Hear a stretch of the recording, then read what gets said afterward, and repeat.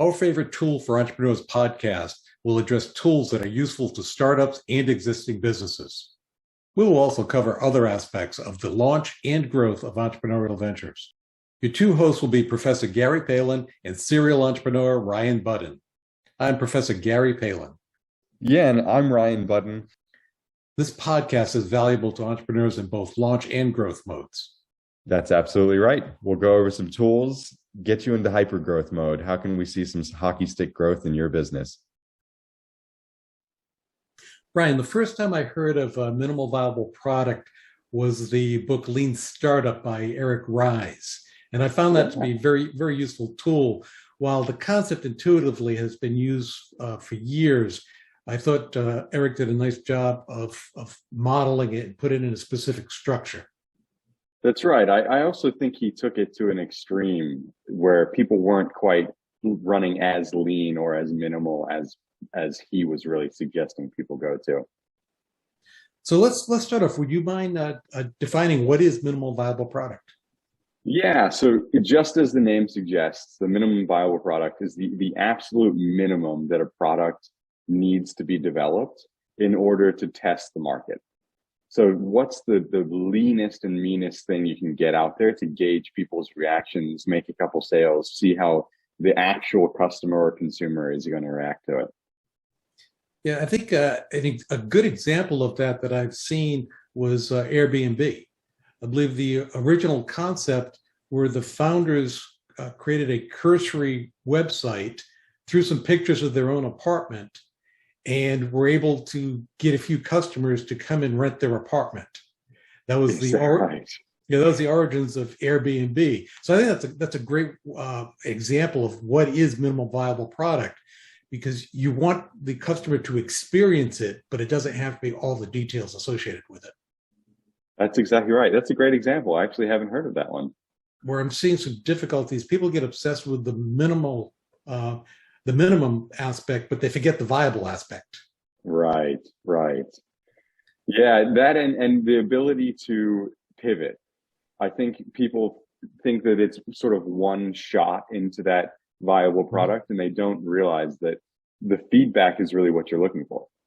So once you have that minimum viability, shifting, changing, and continuing to see what the viability is the key to success. Yeah, the concept of viable also doesn't have to have all detailed functionality, but it has to have the core functionality. Just as Airbnb, the core functionality is they rented a place to stay, and it was there. Right.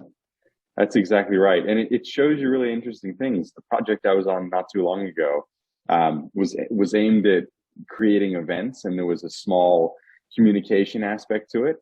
And what we found once we launched the minimum viable product is the communication aspect was way more popular than the event creation aspect. So they were able to pivot. They didn't overdevelop into any of those functions and build out the communications aspect. And it's a successful product because of that. Well, to expand on that thought, so basically, why should an entrepreneur utilize minimal viable product? What are the benefits of it? Yeah, so it lowers the barrier to entry is probably the biggest no-brainer. So instead of having a full, shiny, complete product, you're able to get to market faster.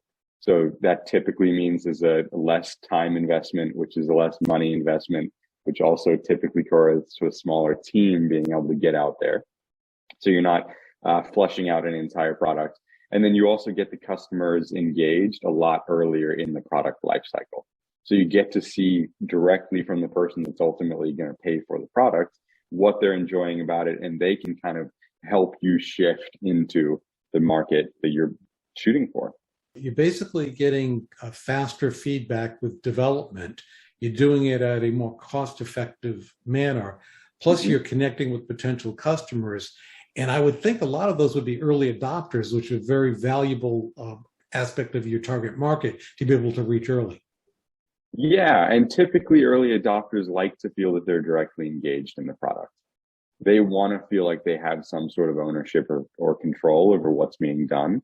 So it's an easy way to get their engagement, which will hopefully convert them into a lifetime user. So in that feedback component is very important also. What are your thoughts or experiences to types of feedback that you get and how you turn that into action to further develop the product? Yeah, so depends, product and services, right? So a product, if we're talking technology product, there's lots of online tools to be able to actually see what components of the technology are directly being engaged with. So you can actually use sort of behind the scenes techniques. If it's a more of a sales product, so something that you're actually building and putting together from a sales model, I think a lot of reviews. Everybody's gotten a product that has a little card in it that says reach back out to us, tell us what you like. I think those things are shockingly successful. And then the last, from a service, hopefully if it's a service you're directly engaging with the consumer, so asking them for that feedback, making sure that you're leaving a review card, following back up with them, having really intentional conversations about what they did like and didn't like. A lot of people kind of, send the product or do the service and then cross their fingers and hope that the customer enjoyed it. Well, you can be just being super intentional about that conversation often does bring them in, and you get to hear positive, negative feedback. You can also, in a lot of companies I've been directly involved in, avoid negative reviews. If you're the one seeking feedback and explaining where you are in the product lifecycle and not trying to fake it, a lot of people are willing to work with you and will forgive maybe an error that was committed during the product or service. Yeah, I think that interaction with the customer or future customer is typically the case, is in communicating with them so they're part of the process, can develop very loyal customers as you move forward. Yeah, another thing I'll say is narrowing down the streams of that communication.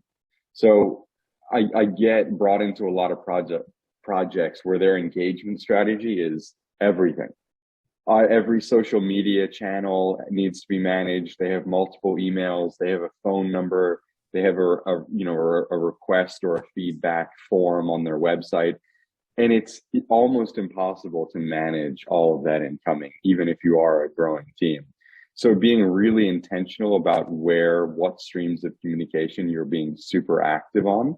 So whether that is, one of your social medias that's, most important, email is typically one of them. And I think in the 21st century, if you can't manage a phone number really well, don't do it. Push people onto the email or the social media connections, and then just have a designated phone number for maybe VIP clients or not at all, which I'm seeing a surprising amount of companies do. A common thought that's become fairly well accepted is many individuals, especially with startup entrepreneurs, they're hesitant to launch a product that's not perfect.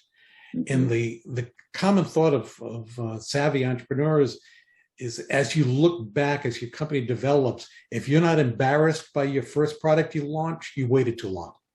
Yeah, I've heard that analogy a lot. And honestly, everything has a learning curve. No matter how seasoned of a team you have, everything has a learning curve. If you're not looking back, honestly, even once a quarter and saying, well, I wish I knew this now, I don't think you're developing or building fast enough either.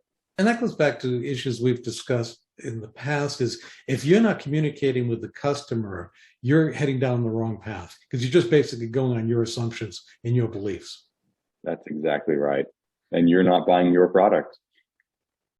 So what would you say a first step for a startup entrepreneur with a minimal viable product? Where should they go? How should they start? So narrowing down the most direct target market, I think, is the important one. Oftentimes, the target market is a wide berth. You're trying to hit a large number of people, but getting the subset that your product is perfect for. Like, who is the absolute ideal customer for it? And how do you go find those 10 people, 15 people, 20 people? Start super small and do pretty heavy engagement with those first people. Give it to them for free. I would advise people also to listen to what the customers say. A mistake I see people making is the customer is contradicting what their beliefs are, so they think the customer is wrong. Yeah. And or they're that not is, targeting. They just didn't talk to the right customer. yes. And that's the opposite of the purpose of minimal viable product. That's exactly right. So as any other parting thoughts on minimal viable product before we close out? Yeah, another strategy that I'm seeing used a lot is be really cognizant that minimum viable products don't have to cost a lot.